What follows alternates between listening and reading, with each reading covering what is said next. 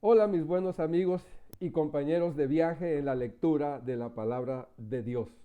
Es una bendición muy grande que todavía no hemos descubierto del todo como mexicanos y latinoamericanos la gran bendición de estudiar la Biblia.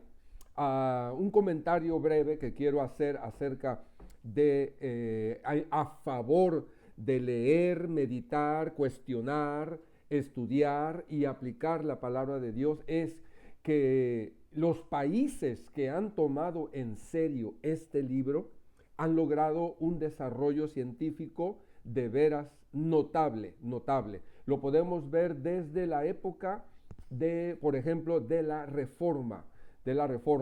Ciertamente los españoles lograron crear un imperio grande y tuvieron un desarrollo científico, tecnológico que hizo hacer grandes logros, por ejemplo, en lo que es materia de barcos, en materia de astronomía, para poder dibujar todos los mapas, ¿verdad? En aquella época y esos barcos que lograron hacer la circunnavegación de la Tierra, pero de verdad que el desarrollo científico que lograron países protestantes como Alemania, como Inglaterra, por ejemplo, de veras que hay una gran diferencia. Y el punto clave que quiero insistir, porque esto no es para ensalzar a nadie en particular o a una religión en particular, sino la palabra de Dios, la importancia de leer la palabra de Dios es que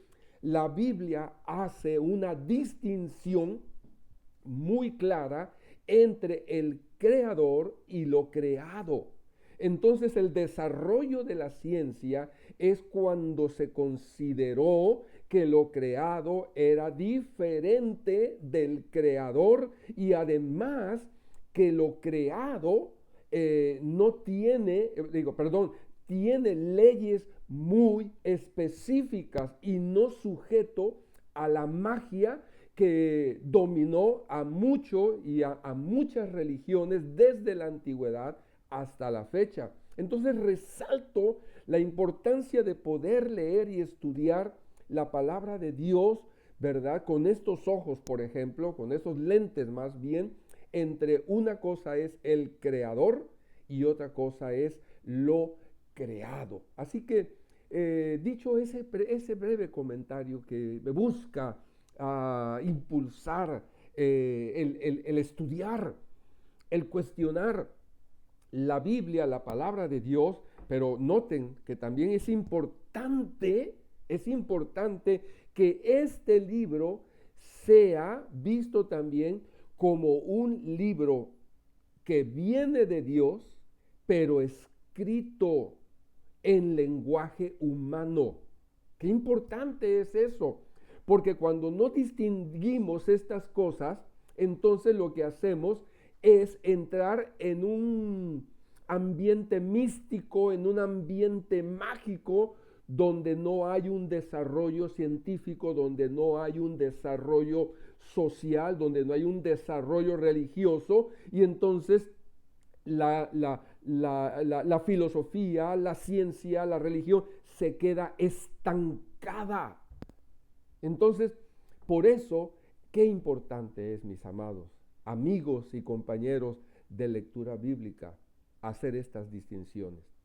Nos toca ahora Mateo capítulo 17. 6 días después Jesús tomó a Pedro, a Jacobo y a Juan su hermano. ¿A quiénes? Tres de sus discípulos, Pedro, Jacobo y a Juan su hermano, y los llevó aparte a un monte alto. Algo especial iba a suceder y que estos tres eran los testigos de algo extraordinario que iba a suceder. Y se transfiguró delante de ellos y resplandeció su rostro como el sol y sus vestidos se hicieron blancos como la luz. Aleluya, qué visión tan extraordinaria que sucedió ante los ojos, la presencia de estos tres discípulos. Y aquí les aparecieron Moisés y Elías hablando con él. Moisés el dador, el instrumento que Dios usó para dar la ley, y Elías, que es uno de los profetas más distinguidos de todos ellos. Entonces Pedro dijo a Jesús, en medio de esa consternación, ¿verdad? Señor, bueno es para nosotros que estemos aquí, si quieres, hagamos aquí 3 enramadas, una para ti, otra para Moisés y otra para Elías. Creo que el Señor ni le hizo caso a esto que le dijo Pedro.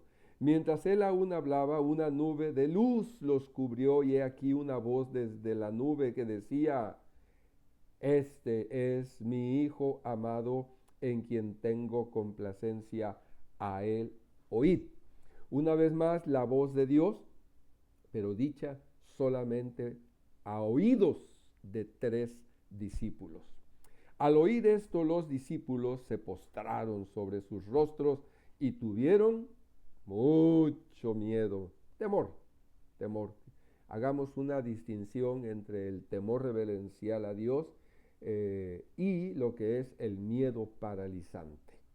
Entonces Jesús se acercó y los tocó y dijo: levantaos y no teman. Alzando ellos los ojos, a nadie vieron sino a Jesús solo. Después que se postraron y que Jesús los levantó, y a nadie vieron sino solamente Jesús.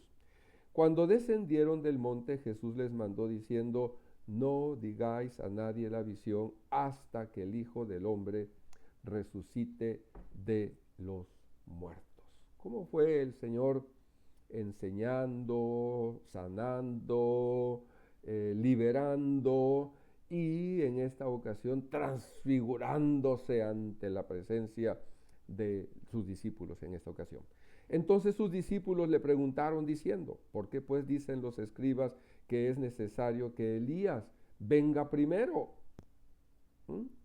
Qué bien, qué bueno que se hagan preguntas, qué importante es hacer preguntas, ¿verdad? Muchas de ellas encontraremos respuestas y otras tardará tiempo para que encontremos respuestas.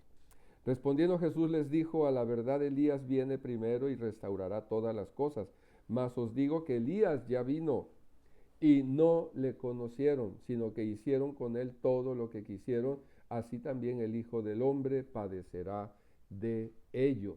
Definitivamente la imagen que tenían la gente, ellos como judíos, acerca del Mesías, no correspondía a lo que Jesús estaba haciendo. La imagen que muchas veces tenemos nosotros de lo que es el Mesías, de lo que es el Cristo, de lo que es el ungido, no corresponde, y tenemos que ir descubriendo, también nosotros ir descubriendo las maravillas del verdadero Mesías. Entonces los discípulos comprendieron que les había hablado de Juan el Bautista. Cuando llegaron al gentío, vino a él un hombre que se arrodilló delante de él diciendo: bajaron del monte, llegaron donde estaba mucha gente, y hubo uno que se arrodilló delante de Jesús. Señor, ten misericordia de mi hijo, que es lunático y padece muchísimo, porque muchas veces cae en el fuego y muchas veces en el agua. Una enfermedad, lunático, porque era, digamos, según el ciclo de la luna, y hoy en día también hay enfermedades o dolencias que vienen con los ciclos de la luna o con los ciclos del sol, ¿verdad? El ciclo de la luna aproximadamente más, menos 28 días, a veces más, a veces menos, y el ciclo del sol pues 365 días más unas poquitas horas que cada 4 años suman un día más, ¿verdad? Que es el año bisiesto, ¿verdad? Bien, entonces este muchacho era lunático. Y estamos en el versículo, déjeme encontrarlo, ya, aquí está. Ten misericordia de mí. Versículo 16, y lo he traído a tus discípulos, pero no le han podido sanar. Mientras Jesús estaba arriba, había mucha gente, los discípulos en muchas ocasiones sanaron, liberaron demonios, pero de manera especial no lo han podido sanar.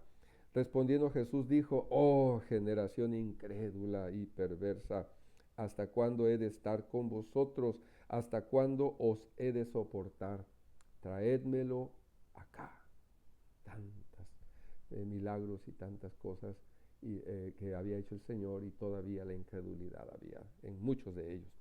Y reprendió Jesús al demonio que dominaba en ese muchacho, el cual salió de él, y éste quedó sano desde aquella hora. No había ningún problema con los demonios, salían, pero así, en automático, saliendo, ¿verdad? No había lo que a veces hemos escuchado, ¿verdad? O visto, de que hay una lucha tremenda, un jaloneo tremendo con supuestos endemoniados. No, definitivamente que el Señor no tenía ningún problema en liberar a las personas. Y reprendió Jesús pues al demonio. Viniendo entonces los discípulos a Jesús aparte, le preguntaron: ¿por qué nosotros no pudimos echarlo fuera, Señor? Jesús les dijo: por vuestra poca fe. Por vuestra poca fe. A pesar de que ellos habían visto tantos milagros, tantas cosas, poca fe. Y bueno, esa es la realidad de mucho pueblo de Dios, que hay poca fe. Porque de cierto os digo que si tuvieres fe como un grano de mostaza, que no se necesita, es un pequeñito, se necesita mucha, diréis a este monte: pásate de aquí a allá, y se pasará, y nada os será imposible. Wow. Pero este género no sale sino con oración y ayuno. ¿Bien? Estando ellos en Galilea, Jesús les dijo: el Hijo del Hombre será entregado en manos de hombres, y le matarán, pero al tercer día resucitará. Y ellos se entristecieron mucho. Se enfocaron, como nosotros muchas veces, nada más en lo negativo. Morirá el Señor, pero no olvidamos los aspectos maravillosos de la resurrección, ¿verdad? Muchas veces nosotros sufrimos, nos dolemos por la muerte de seres queridos, pero perdemos de vista lo que hay después de la muerte por las promesas y el sacrificio del Señor Jesús en la cruz. Vida nueva, vida nueva. Cuando llegaron a Capernaum, vinieron a Pedro los que cobraban los 2 dracmas y le dijeron: ¿vuestro maestro no paga los 2 dracmas? Impuestos para el templo. Y él le dijo: sí. Al entrar él en la casa, Jesús le habló primero diciendo: ¿qué te parece, Simón? ¿Los reyes de la tierra de quienes cobran los tributos o los impuestos? ¿De sus hijos o de los extraños? Los reyes de la tierra. Pedro le respondió: de los extraños. Jesús le dijo: luego los hijos están exentos. Sin embargo, para no ofenderles, ve al mar y echa el anzuelo, y el primer pez que saques, tómalo, y al abrirle la boca hallarás un estatero. Tómalo y dáselo por mí y por ti. Y se hizo. Wow. Cómo este capítulo muestra cosas extraordinarias, grandiosas, de ver el reino de Dios en la transfiguración de Jesús delante de los ojos de estos 3 discípulos.